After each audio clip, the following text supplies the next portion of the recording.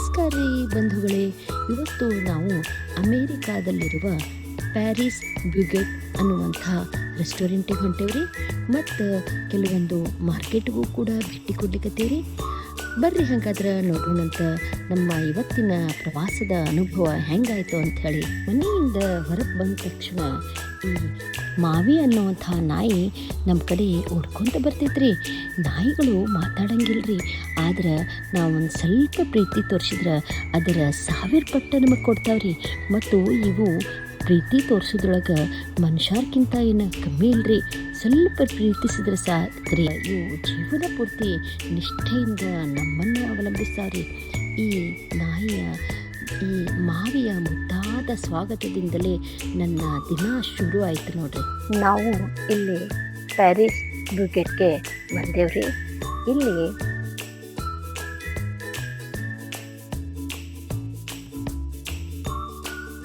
French ಮಾದರಿಯ ವಿವಿಧ ಬಣ್ಣದ ಕೇಕ್ಗಳು, ವಿವಿಧ ರೀತಿಯ ಪೇಸ್ಟ್ರಿಗಳು, ಬನ್ನುಗಳು, ಕ್ರೂಝ್ಯಾಂಟ್ಸ್ ಮತ್ತು ಕಾಫಿ ಕೂಡ ಇಲ್ಲಿ ಸಿಗ್ತೈತ್ರಿ.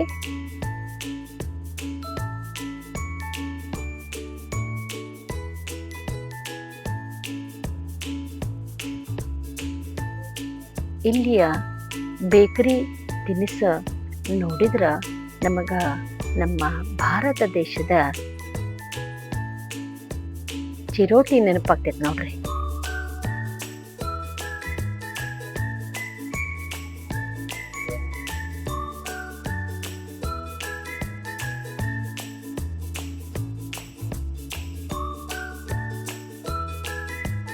ಇಲ್ಲಿ ನಾವು ಕೂಡ ಕೆಲವೊಂದು ತಿನಿಸುಗಳನ್ನು ತಗೊಂಡ್ವಿ. ಚಾಕ್ಲೇಟ್ ಕೇಕ್, ಚೀಸ್ ಕೇಕ್, ಕ್ರೂಝ್ಯಾಂಟ್ ತೆಗೆದುಕೊಂಡು ಅಮೇರಿಕಾದಲ್ಲಿದ್ದು ಫ್ರಾನ್ಸ್ನ ಸವಿಯನ್ನು ಸವಿದೆವು.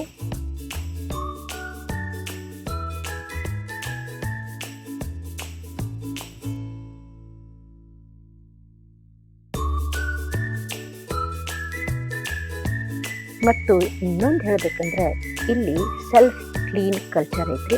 ನಾವು ತಿಂದ ಮೇಲೆ ಅಲ್ಲೇ ಕ್ಲೀನ್ ಮಾಡಿ ಹೋಗೋದು ಒಂದು ಒಳ್ಳೆಯ ಅಭ್ಯಾಸ ಆಗೈತೆ ನೋಡ್ರಿ. ಈಗ ನಾವು ಅಪ್ನಾ ಬಜಾರ್ಗೆ ಬಂದೇವ್ರಿ. ಇಲ್ಲಿ ಬಂದ್ಕೊಳ್ಳೆ ನನಗೆ ಭಾರತ ದೇಶದ ನೆನಪಾತ್ ನೋಡ್ರಿ. ಇಲ್ಲೇ ಕಲ್ಲಂಗಡಿ ನೋಡ್ರಿ, $8 ಒಂದು ಕಲ್ಲಂಗಡಿ ರೀ, ಅಂದರೆ $800 ಒಂದು ರೀ. ಅಂದರೂ ಇಲ್ಲಿ ಬಂದ ನಂತರ ಭಾರತ ದೇಶದ ಮಸಾಲೆ, ಅನಂತರ ಇಲ್ಲಿಯ ಹಣ್ಣುಗಳು ನೋಡಿದ್ರೆ ನಮ್ಗೆ ಭಾರತದ ಭಾಳ ನೆನಪಾತ್ರಿ.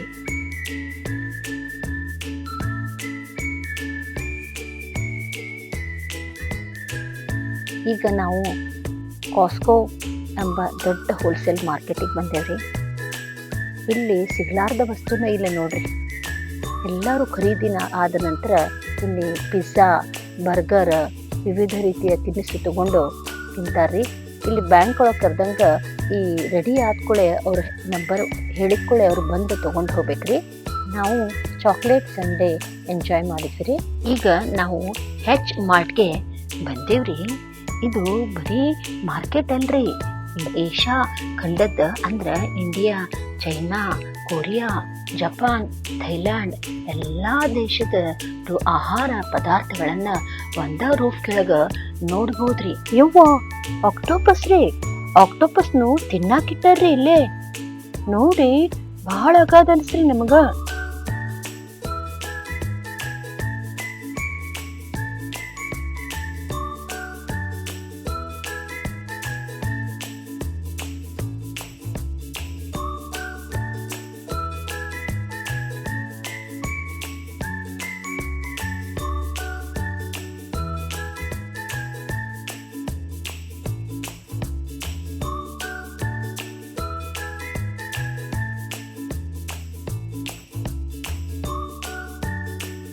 ಏನ್ ತಿನ್ನೋದು, ಏನ್ ಬಿಡೋದು.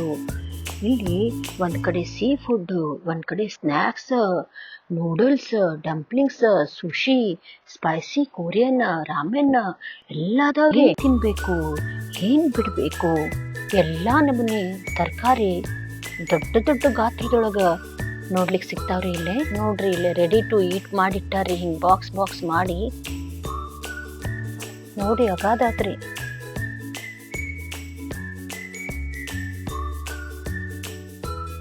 ಬಂಧುಗಳೇ, ಅಮೇರಿಕಾದ ಜೀವನದಲ್ಲಿ ಪ್ರತಿದಿನಾನು ಹೊಸ ಅನುಭವ, ಹೊಸ ಜನ, ಹೊಸ ಆಹಾರ, ಹೊಸ ಆಶ್ಚರ್ಯಗಳೊಂದಿಗೆ ಈ ಚಿಕ್ಕ ಚಿಕ್ಕ ಕ್ಷಣಗಳೇ ಜೀವನವನ್ನು ಸುಂದರ ಮಾಡ್ತಾವ್ರಿ.